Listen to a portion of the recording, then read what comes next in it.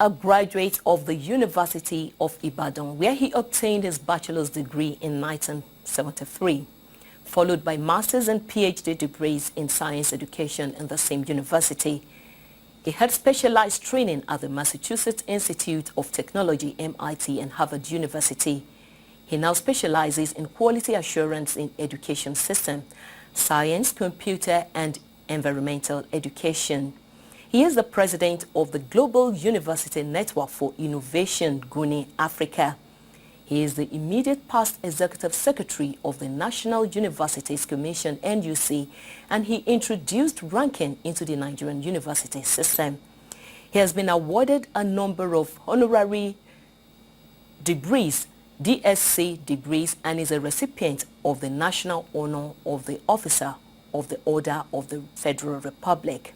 My guest is Professor Peter Okebukola. Sir, you're welcome to the program. My great pleasure. I must say that your profile is quite impressive. Is there any other thing you want to share with us about you that is not included in here? Well, that's more than enough. We're happy with what you have there. Okay, let's go to the business of the day. As a renowned educationist, we'll take you on education system, issues around education. Right. And what is your appraisal of Nigerian education system as it were now? Well, the Nigerian education system, from the lens of the ordinary person on the street, is one that is characterized by exam malpractice, by cultism, poor performance of students in the senior school certificate examination, poor quality of graduates, and all of that. Yeah, they are correct.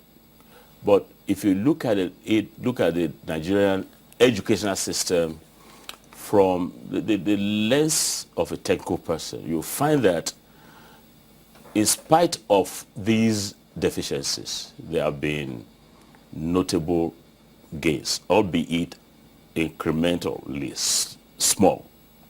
Over the last several years, the products from the Nigerian educational system have been quite, they have held their own very high in the global arena of education. If you took a graduate from, or a product from the senior secondary school from Nigeria, and you compare with what you have in other countries in Africa or other countries of the world, you will find that we are not doing too badly. So what I'm saying in essence is that, what I'm saying in essence from a theoretical perspective of comparison, we have two types of comparison. We have what we call the norm reference comparison, where you compare your system, yourself, your educational system in this case, with the other systems globally.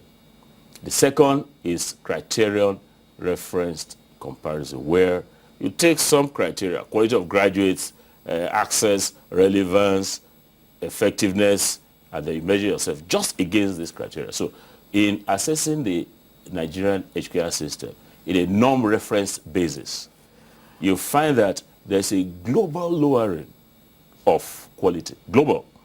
If you went to the United States, they will tell you that quality is getting depressed. If you went to South Africa, it's the same old story. So there's a global lowering of quality. So I'm not going to take the Nigerian educational system out of that global picture. But if we now look at what I've defined as the criterion referenced assessment, we take access, for instance. On access, we are severely deficient at all levels. If we look at the basic education level, we have several of our children who should be in school that are not in school. There is the statistic that is paraded out there that we have about 10 million children who should be in school that are not in school. If you scale up to the higher education level, let's take the universities. There are about 1.5 million candidates. Let's assume that 3/4 of these candidates are qualified to enter the universities, but the universities can only take about 500,000. So we're having that problem of access into the universities system. Now let's look at quality. I'm looking at criteria reference testing now, assessment. Let's look at quality. Now, beauty, they say, is the eye of the beholder, and so quality, we measure quality as, or defined as fitness for purpose. So the quality of products from our basic education system is getting depressed. And if you do, I'm sorry, I'm going to be statistical now. If you draw a normal curve, you find that a large percentage, that is in the middle, that's about 60-something%, is not of the quality that we used to have in the past. Go up to the higher education level, the same is true. That's not to say that we don't have pockets at the positive end, at the positive tail of that curve, of good ones. And these are the ones that you find are shining, all over the place. We look at relevance of the curriculum. Our curriculum is not responding as quickly to changes in contemporary development in Nigeria and also in other parts, globally. So we have challenges with this. We also have challenges with efficiency, the efficiency of the system. Defined in this case as if you want to look at it mathematically, the quantity that is coming in relative to the quantity that is going out. So if you had like 100 students coming into the basic education system and 100 going out, is 100 over 100 times 100, that's 100% in terms of efficiency. So at all levels we have efficiency challenges with many people we're not attaining the high level of efficiency. So if I took a global look on the norm reference assessment, we are not the worst country in the world. But with the resources that we've got, we should not be where we are. On the criteria reference testing, on almost all the indicators, we are not doing as well as we should do. Okay, you mentioned something about global lowering trend in Yes. education system. What is responsible for this, since it's a global phenomenon? Yeah, you see, the standards, some people will tell you that standards of education are falling. I take the opposite view from the technical lens. The standards are defined in the curriculum. They are defined, you see, while I was in school, what I learned in my chemistry class in 1964 in St. Malachi's College is what is learned in almost like the primary school. So the standards, what we have set as standards for our children to attain, for our students to attain the universities, are higher than what used to be in the past. Okay. So standards are rising. Standards are clearly rising. If you took the senior school certificate, that's the WAEC or NECO syllabus, you compare with what you did when you were in school, you find that the bar has been raised. Yeah. But what is falling is actually the number of people that are scaling that bar. So globally, standards are rising. And so it will appear that the standards have risen much more than the competencies of the beneficiaries of the school system can cope with. That's what the data from UNESCO had showed, that, yeah, we're pitching the thing right up there, and we're not giving the students the necessary knowledge and skills to match those standards. So as I keep telling people, you see, when we go to meetings where you have the country report of Nigeria being presented, and I'm presenting the country report of Nigeria, and we're talking about, all the, poor picture that we have. And you listen to people from the UK, they tell you the same. You hear people from the US, they tell you the same. There's this journal, it's a weekly, Chronicles of Higher Education. I mean, if you read Chronicles of Higher Education, which covers higher education all over the world, you begin to say, oh, are these people talking about Nigeria? Where are talking about the US or UK or France or Germany? So it's a global thing. I've explained it in the sense that there's now a mismatch between the standards as we pitch it and the wherewithal that we are giving the students to be able to scale those standards. Okay. And also looking at the criteria tested assessment, you said Nigeria is not doing so well. So on a scale of like 1 to 10, where do you place Nigeria education system? Yeah, on a scale of 1 to 10, globally, I will say 4.5, 4.5. I'll say 4.5. Globally? No. That's, globally. That is if it took all of those variables together. And I'm not being conjectural. I have a research group in Lagos State University that has footprints in several other universities. We're about 70 people in that research group, and we keep on monitoring. It's just like an observatory for monitoring quality in our educational system in Nigeria. And, well, just modestly, I want to say that I'm also leading a team that is doing the same thing, Africa-wide. We're monitoring quality, Africa-wide. So if you plug in all of those variables into the equation for Nigeria, variables of access, variables of quality, of relevance, of employability of graduates, and all of this, what will come out would be like just slightly below average. Yeah, and that's rather low, I think. Of course, average. I mean, if I'm a father, I will just cane the child and I'll put more effort. Okay, now, as a former Executive Secretary of National Universities Commission, and you pioneered issuance of licenses to private universities in Nigeria to operate, don't you think this has affected the quality of education? But by the way, I came in when I didn't pioneer it. I came in at the pioneering stage.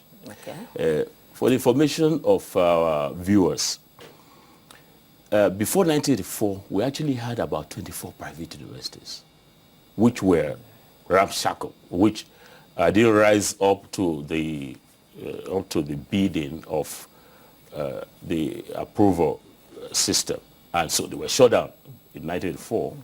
And it was only when President Obasanjo came on board that he now opened the space for private providers in 1999, and by 2000 and by 1999 we then had our first set, 3 of them, first set of private universities.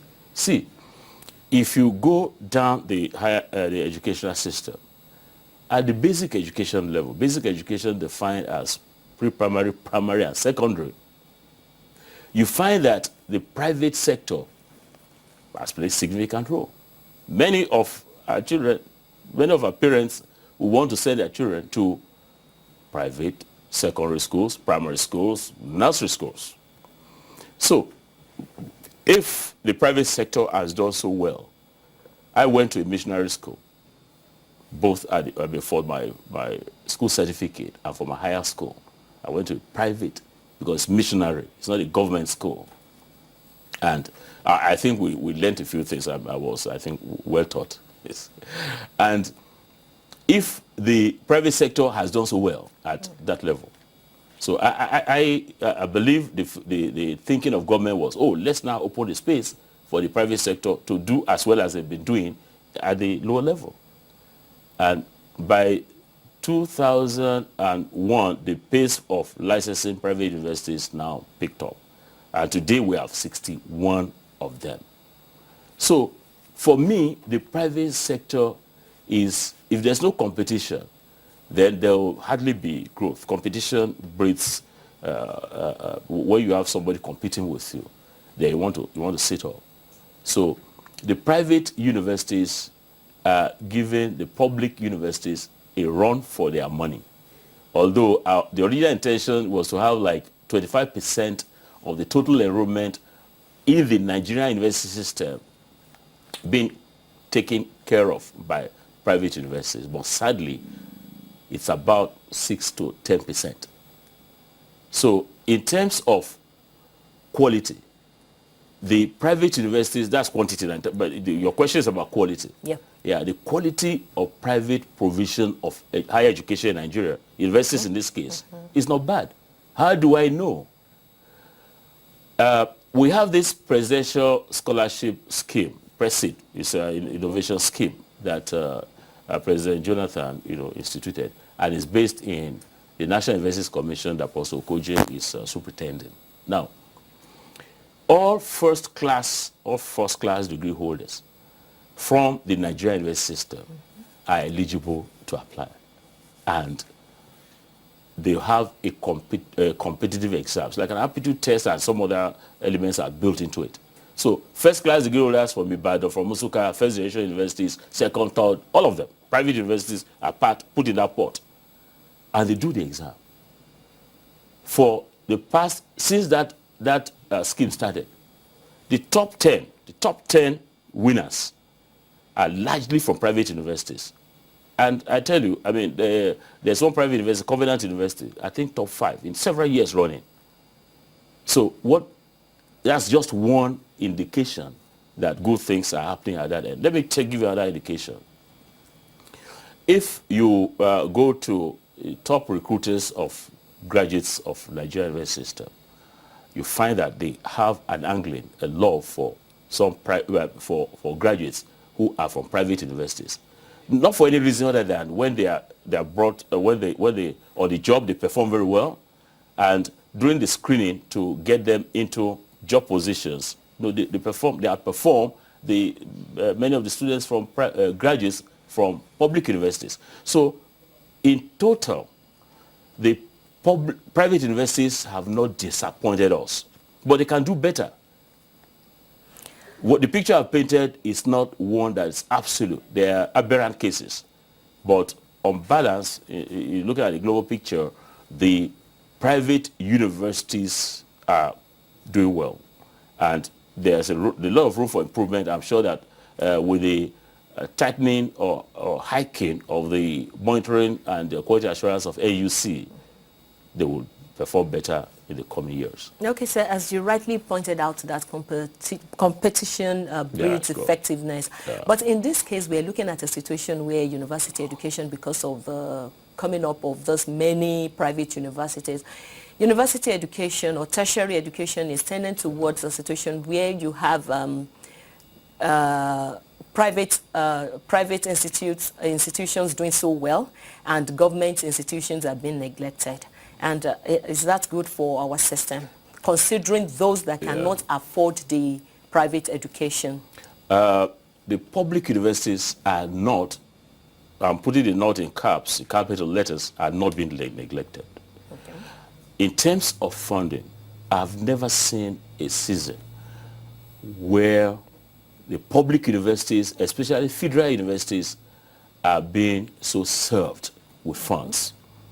While I was Executive Secretary, National Universities Commission, let's assume that the quantum of funds that was being channeled through the National Universities Commission to the federal university system, let's assume is like about 4 in terms of units. Today, you're having it almost like 12, almost like 3 times. That the bulk of that funds is coming from TED Fund. TED Fund used to be general, where basic education, everybody, there. But now it's not. But now it is narrowed to only tertiary, only polytechnics, colleges of education, and universities. So a lot of money is coming into the system, and the human resources that you have in the public universities, you cannot compare with the private. So the public universities are not being neglected. The only neglect that I would say will be in some state universities, with some state universities. But with regard to the federal, I think the federal government is, doing quite well. Okay, so that's a kind of reassurance for those Oh, that yeah, cannot yeah. But the afford data a are private there. education. Yeah, I'm not conjecturing here because I think I have some data to confirm. Okay, one of the yes. reasons why this argument came up in the first instance is in the quality of graduates from private universities is because of the number of first class 2-1 that they churn out year in, year out compared to what is obtainable in public universities. What do you have to say about this, or what do you think is responsible? There has been, I agree with that concern. Not that I agree with that concern, I've heard that concern, Okay. and we've tried to investigate it. Okay. Now let's take a private university that has 50 students. Okay. Take a public university for, let's say, an ICT program. The public university will have almost like double that or triple that, 150.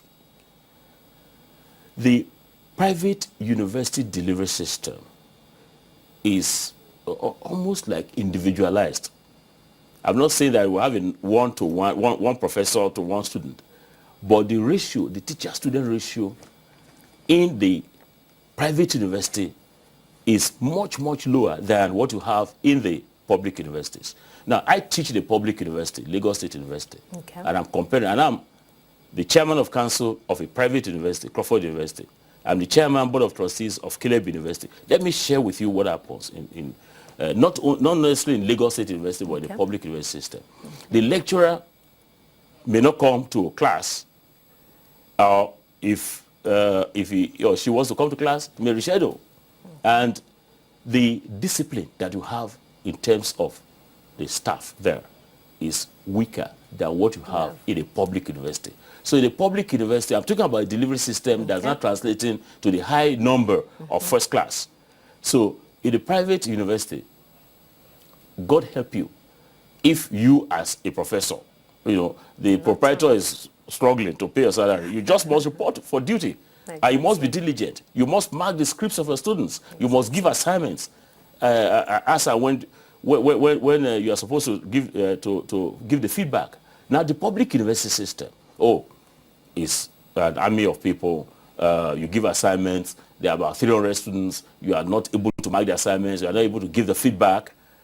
So I think that the first class degrees that are coming out for the private universities, if they have not proved themselves as being truly first class, go to NUC. Professor Koje will tell you that all the first class people, I just said it just now, all the first class graduates from everywhere, harvested, put in a pot, come do exam. And the private university first class students or graduates are doing better than they. So I'm not saying, mind you, I'm not saying that in a private university with a first class and all of that, that is absolutely the best. I'm saying that they are doing well. The first class in a large part of in a large proportion of the cases are well earned. First class degrees are well earned. Okay. And still on the issue of increasing number of universities, Yes. of tertiary institutions in the country, I want you to do a kind of comparison of what is obtainable in other climes and what we have in Nigeria. Sure. Let me tell you about Japan. I'm going to tell you 10 countries now, the number of universities. Japan has about 900 universities. Japan, as we talk today, has a population of 120 million. That's Nigeria is about 170. Japan has 120 million. There are 900 universities. We have 141. Now, listen to this, there are 600 and something universities, private universities, 600 and something. Let's go to the US with 300 and something, about 350 million people, maybe like double. The US has about 4,000 universities.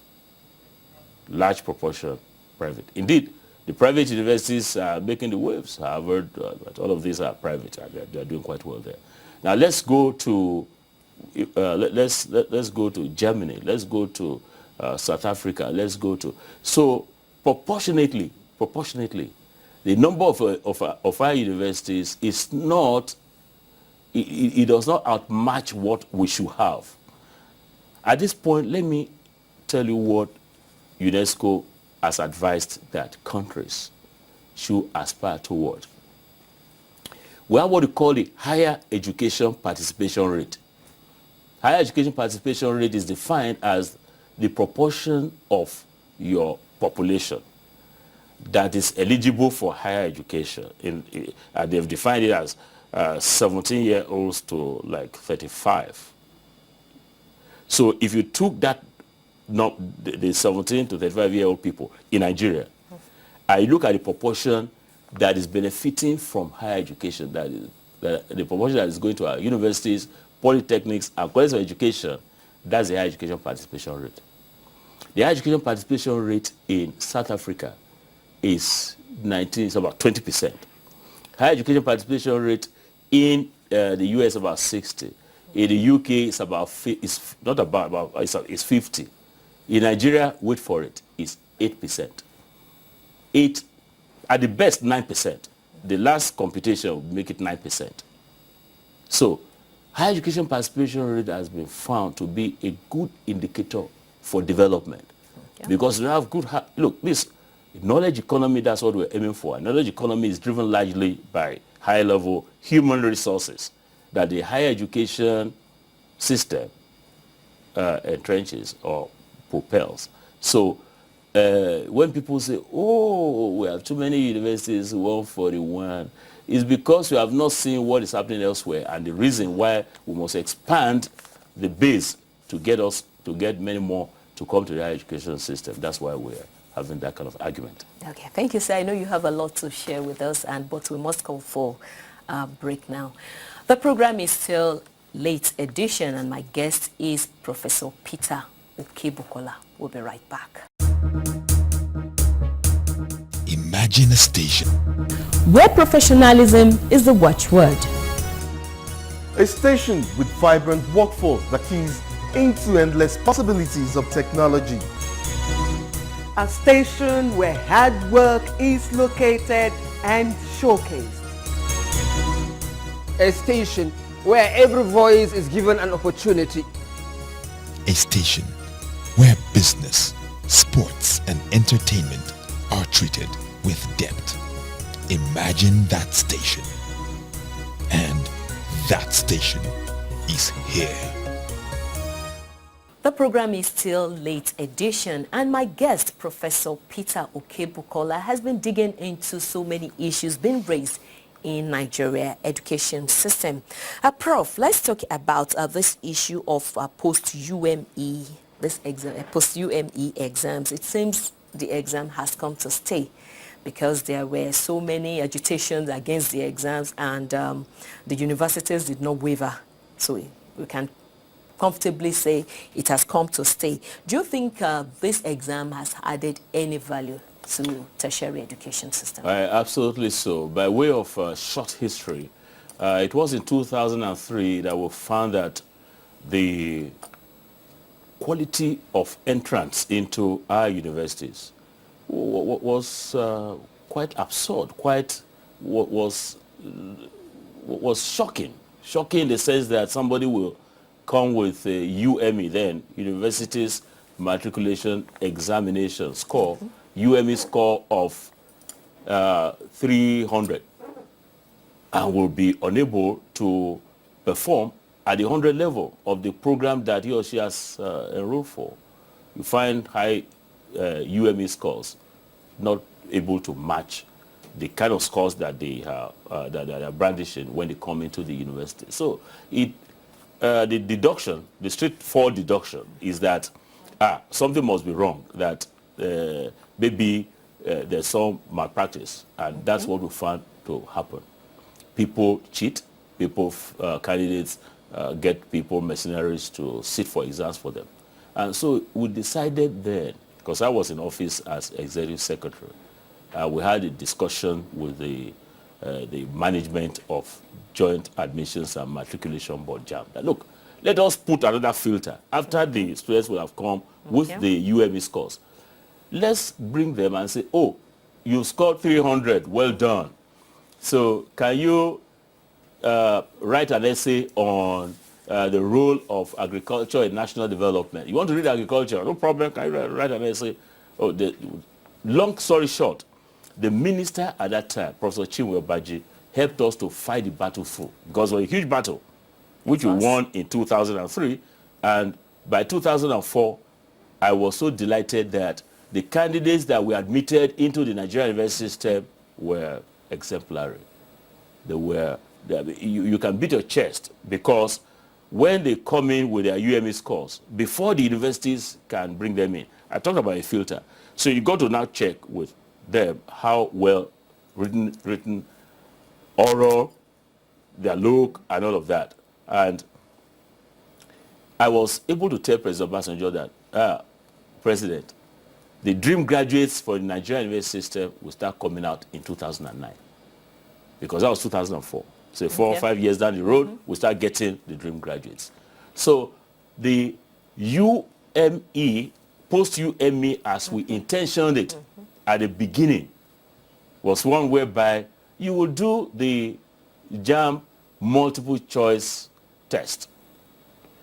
After that, no more multiple choice test for you. You come to the university, and the university will now give you an essay to write. The university will quiz you or That not be a big denial on the part of those that are not exposed to this, considering the fact that it's not their fault after all. Oh, no. See, if they know, as I said earlier, if they know that to get into the university, you have to do an exam. And that exam is going to be conducted through CBT, computer-based test. Then they will have to ensure that they get prepared. They have the knowledge, they have the skills to be able to take that test. So it becomes very serious. I mean, it's a matter of commitment. It's a matter of being serious. So there are several cyber cafes all over the place, and if you cannot find around you, look for somewhere. We want people who are a notch better than the ordinary person for our universities. Look, if we had a massive flow, if it is 100% transition from senior secondary to our universities, I don't have any problem with that. But if we have limited spaces for candidates, and you have a large population of candidates who want to get into the limited spaces, then you've got to put in something that will let us have the best. The world of the 21st century is a world that will be driven by IT. So let us get our youth, our children, our candidates who want to come to universities to start learning those skills. Sir, I seriously agree with you on this, but you just have to recognize the fact that some places are so remote. Oh, I know, very remote. Very remote. Very, very so remote. What do you do? I know where I live to is also remote. Aspire to be yes, the where I live to is also very remote now. So if I have a child or ward or grandchild, who is with me in that remote location, or I will say, okay, you go to a place where it's not that remote and learn to do that. Okay. You see, look, the moment we say CBT, oh no, some people are remote, give excuses all over the place, then we're not going to move. Yes, I think, as I said, the 21st century world is a world where you need IT, and let's encourage everybody to be on that boat.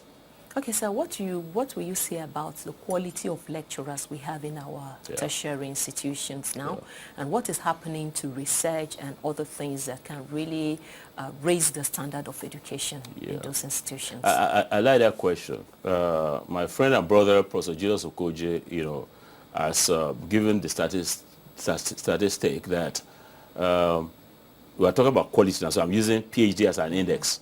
That we have, not up to 50%, 60% of staff in our universities with PhDs. We've asked that university lecturers should strive to have their PhDs before they can be appointed to the post or promoted to the post of senior lecturer. So if you have, very few, I think lower than 50% in the Nigerian university system, that's an indication that we are not up to the mark in quality with regard to that indicator. Now, let's look at quality in terms of the delivery. Okay. You find that many, I'm not going to put a percentage on that, I said many of the lecturers in our universities are largely what they call yellow page lecturers. Yellow page because all the notes what they don't learn in those days, like yellow, they are now yellow, so we call them yellow page lecturers. They are not able to respond to the challenges, the contemporary developments in their areas, and they are not able to use new technologies for teaching and learning. They are not able to, they don't have the capacity for good quality research. I'm tying your research thing to this.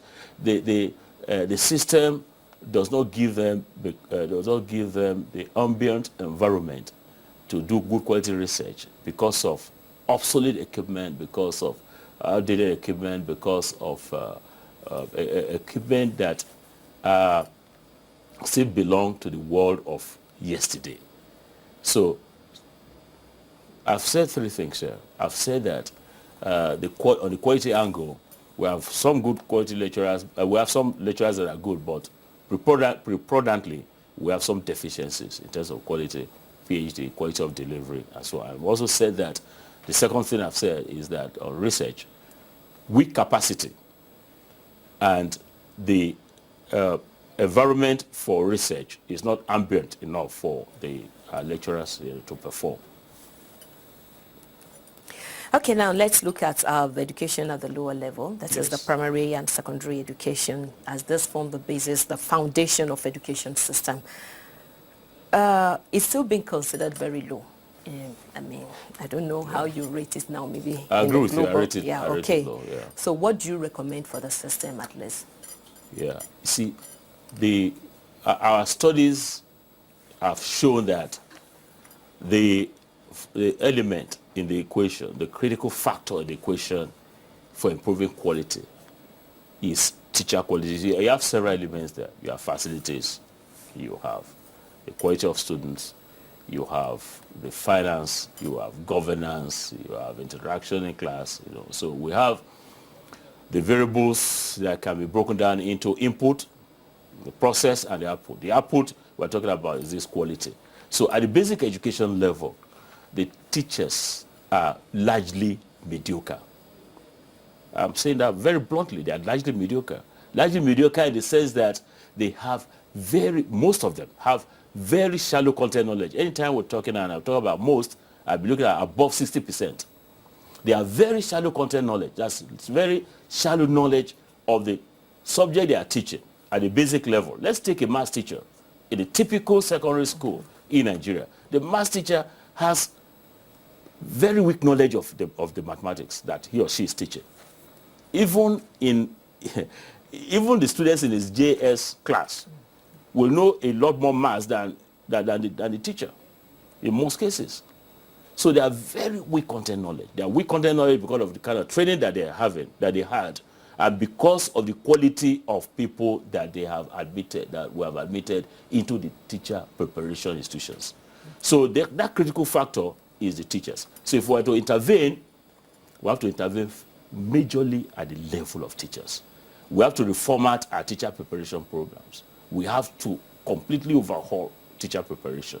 We have to overhaul the incentive system for teachers. We have to periodically recertify our teachers. So a teacher obtains a BSc education degree from the University of Ibadan or Madubele University of Nigerian Nsukka, and it stays like that, forever. No, you have to recertify him or her after 5 years. Recertification means checking if you have updated your knowledge in that area. Recertification means if you have updated your skills, you are now contemporary, and your content knowledge has enhanced since you last obtained your degree. But that is not so now. So we have to rethink the teacher preparation, teacher incentive system. The second that our studies have shown are the facilities for delivering quality education. Look, our primary schools all over the country, except in a few states. I went to Edo State not too long ago. I saw some nice buildings coming up. But go to a typical primary school in Nigeria. And you will lament. Roofs leaking, 1 million, not up to that, about 200 or more kids sitting on the floor. The teachers managing to find a way around, navigating his or her way around. I mean, it's just unacceptable. So we have very severe challenge with regard to facilities. So we need to have a program the next 5 or more years where we'll systematically improve on the facilities for delivering quality education at the basic education level, even above that. Now, what about not only classrooms, the equipment that you need to have, instructional materials? These are largely lacking in most. As I say, if I use most, I'm talking about 60% at the minimum of our basic education schools. Basic education will mean primary, secondary. And we also need to enforce discipline in our schools. Teachers, students, there's a lot of indiscipline, out there. So there are quite a number of issues that we need to address, but I've mentioned 3. If you intervene in these 3, you'll find that the quality of basic education in Nigeria will jump up several percentage points. The 3 again are the teachers. Improve the preparation of our teachers. Knock off all those roadside, there are so many, all these sandwich programs, they are all over the place that are producing mediocre teachers. So we've got to sort out teachers, we've got to sort out facilities and put back discipline, and we are almost good to go. So your recommendations seem very tasking. Is it to achieve? Very easy, very easy. You see, when there's a will, there's always a way. Okay. Let's take the teacher one. We started on that track at the National Universities Commission. And how did we do it? We're not, we wouldn't just say that, okay, this is what we're going to do. We based it on empirical data. Empirical data will mean we had a national survey of the quality of teachers that we're producing from our universities, the faculty of education, institutes of education. And they were told by the, if you like, consumers of our graduates, that are the head teachers, the headmasters, the principals, that our teachers are not good. They are not good spoken English. Their content knowledge very weak. Their pedagogical knowledge, hopeless. And we then had to rethink the curriculum. To see, our teachers of chemistry will need to be taught this, to be able to perform better in the field. So we did that, we packaged it, and we then recommended that, see, education, the degree for anybody wanting to take, if anybody wanted to take a first degree in education, should be a 5-year program. 4 years, you are busy in your faculty of science or arts or whatever, learning your content area. And then the final year, you now come to layer on, education. But what people say that, education, people are not even coming in for 4 years. Now you want to make it 5 years. But you see, what they missed out is this. You make it 5 years. Look, we just came back from Finland. Finland has the best education system in the world. Best. The teachers are the best rated. The best, almost like the best in terms of welfare. And they run almost what I've just said. So, but what is important is the incentive system. When somebody now graduates from that 5-year program, that person is not going to be on level 8 or whatever. It has to be on a higher level. The incentive system in terms of, welfare conditions will have to be significantly enhanced. So that will be, if you like, a magnet that will drag in many more people to the education, knowing that the esteem has jumped up. If we don't do that, we'll still keep wobbling.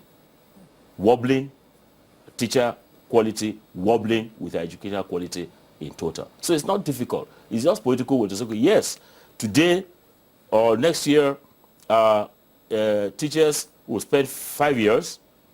The 5 years will be 4 years of intensive in the faculties, the cognitive faculties will call them, and the 5th year will be this. But when you get out, when you graduate, these will be the things that you're going to go at a higher, salary level.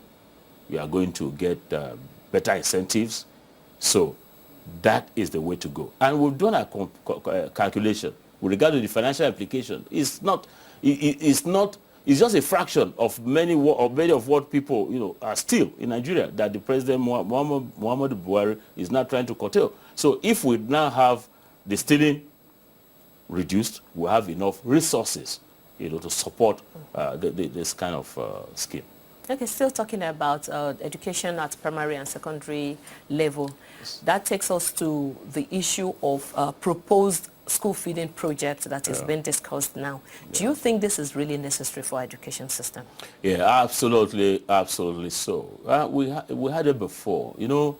When President Obasanjo was a president, he started this school feeding program. Mm-hmm. And many states followed. I think about Rivers and a few states in the north, followed the federal scheme. And Minister then, Professor Chinwe Obaji, was at the vanguard of this thing. And we had Dr. Lami Amodu being appointed the federal head of this school feeding program. So let me tell you the experience. The states that had that implemented the school feeding program had the enrollment spiked. Enrollment went up. If for anything else, the parents will say, oh, look, since I don't have money for you, go to school. And so they came to school enticed by the food. And the nourishment that the food gave to them improved their health. And health is directly correlated with what you learn in school. When you are healthy, your information processing apparatus improves in efficiency. So you learn a lot more. So retention was improved. Achievement was improved. Because when this intervention came on, we also followed up, I'm a researcher, followed up with some research. Yeah. So we confirmed that one, access increased, retention increased, and performance also increased. So it's a very good thing. But I tell you, globally, that's what happens. Go to India, go to several other countries. The school feeding program in India is like compulsory. It's like a scheme that is national. You have a meal, a day. So I want to congratulate government for revisiting the school feeding program. It is a good path to tread. If we are to improve access, improve quality at our basic education system, it's one of several variables, but it's an important variable. But considering the facility deficiency that we have in our system. Yes, I said several variables. This feeding thing will bring them to school. So you then have to pay attention to the teachers. You also have to pay attention to the facility. Let me, you see, in 1 year, you cannot all clean out the urgent state. You cannot clean out all the challenges. You cannot scale all the obstacles that you have in the educational system. But let's have a start.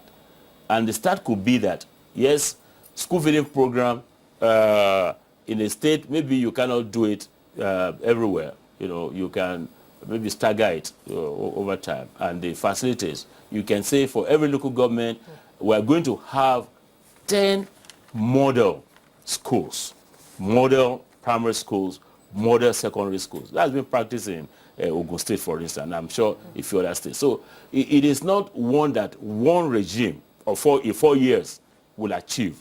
But let's have a plan that nobody is going to throw away when another government comes. And in 10 years, we will not be where we are today. We will have been much of there. Professor Okebukola, I must say it's a pleasure having you right here in the studio. Thank you very much. Thank you very much. Thank you. The program is a late edition, and our guest tonight has been Professor Peter Okebukola. Join us next time on the program. My name is Chikeola Ekpenaye.